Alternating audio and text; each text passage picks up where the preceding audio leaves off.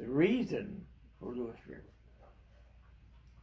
was, number one, the Canadians were coming to there, and the northern Washington groups, Seattle, etc., and I believe some central groups, plus us from down here. Mainly they called it the Columbia River District at the time, and that took in everything to California up to Vancouver. I believe that's the truth. Jack Verhey was the man in charge of all that. And so they found this ground along the Lewis River. It was an old farm. And I'm not sure just how many acres. I believe it was only about maybe 25 or 30 acres.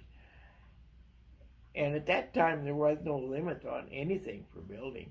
But they acquired that grounds. And they started work on it. And later, the other property next to it, an old farm, partially, about maybe a little less than half the size, came up for sale, and they bought that also. So that's the part that the lodge and that sits on now.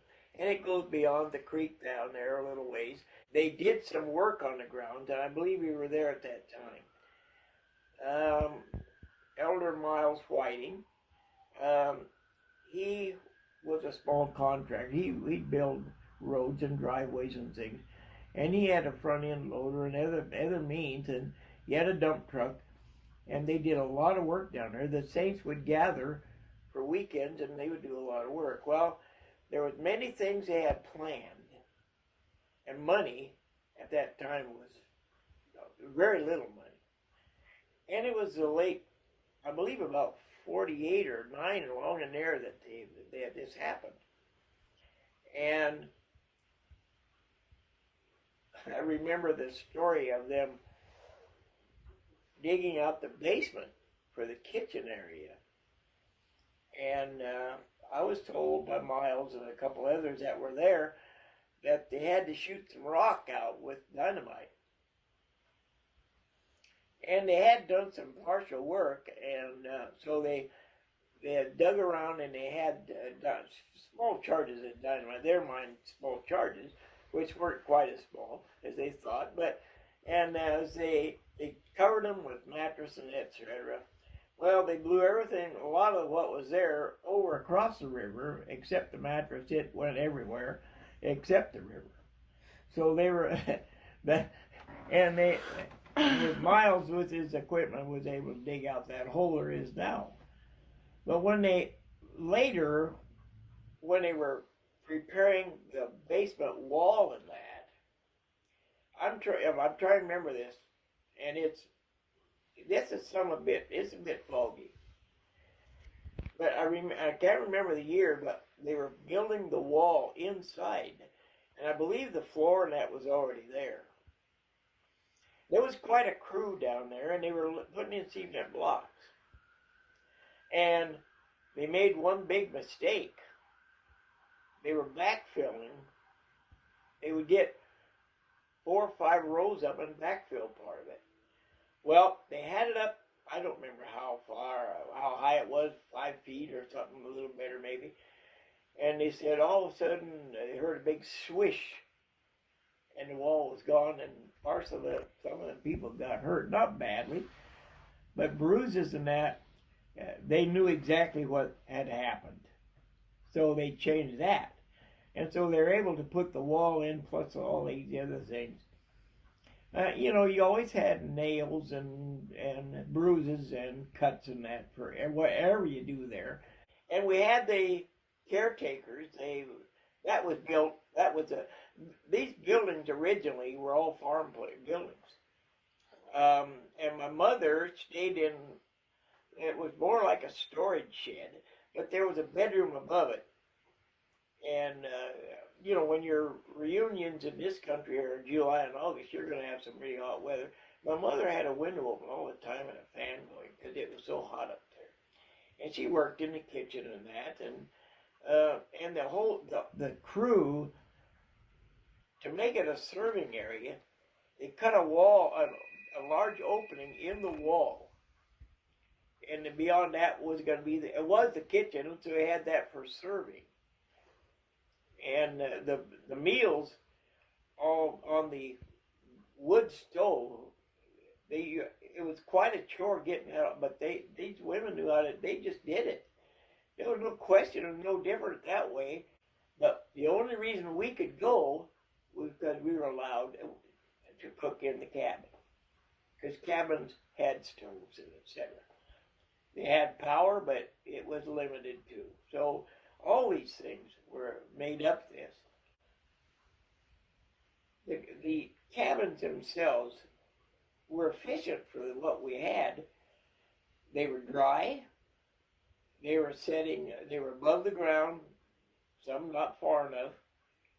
My uncle found the lumber, and I don't know where he found it, but it was in 4-foot sections, 1 by 8.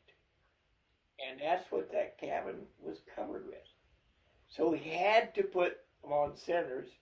You couldn't put a 4-foot without an ending on a 2 by. So he had to go that way, which meant that the centers were 20 inches.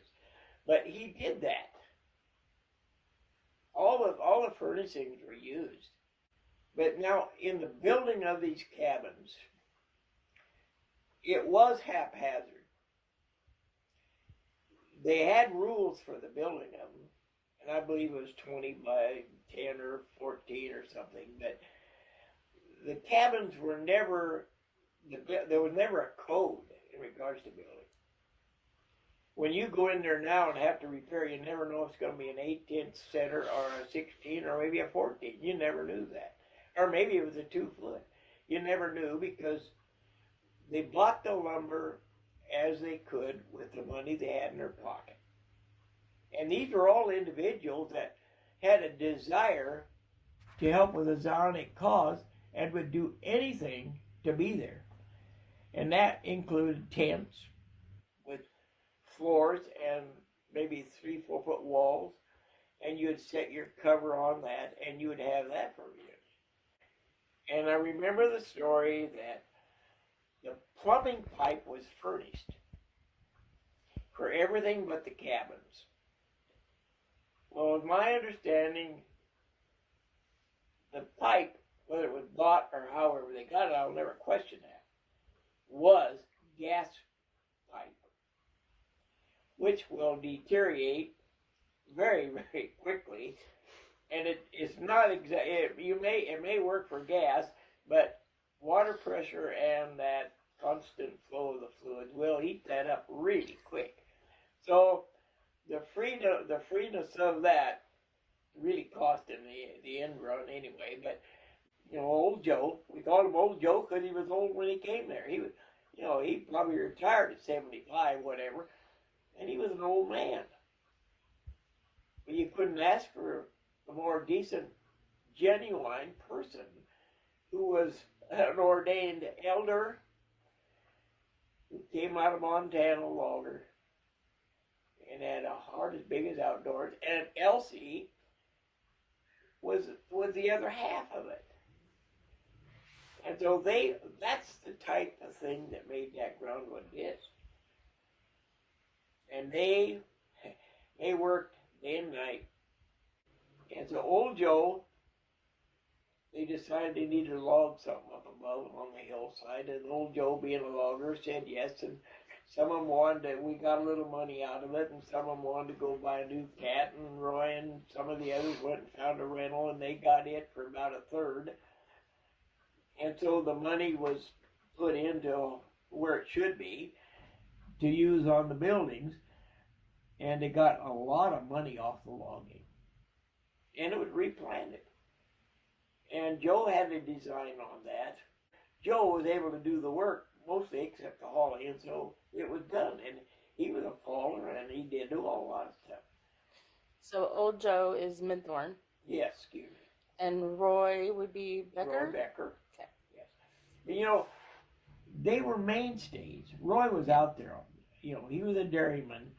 And he retired, not early, but he retired, and they spent a lot of time out there. But the way it was done you can't fault the desire that went into them grounds, and that's what makes them grounds.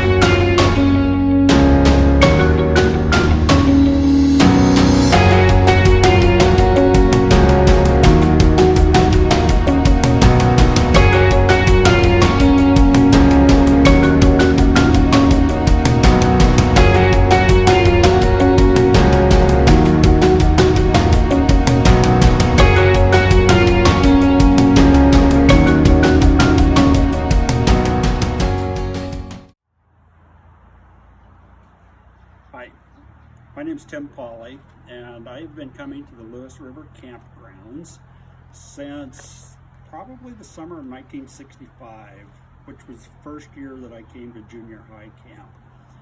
I've had a lot of really good experiences over the years. Probably one of the most outstanding was right after I graduated from high school in 1968 at the senior high camp, when Brother Bob Slazer was a camp minister, and at the closing service of that senior high camp, he gave an inspired message to the campers through the inspiration of the Holy Spirit. And it was at that time that I began to realize how personal and how important the relationship that I have with my Heavenly Father is. From that point on, I began going on my own testimony and not the testimony of my parents and my grandparents.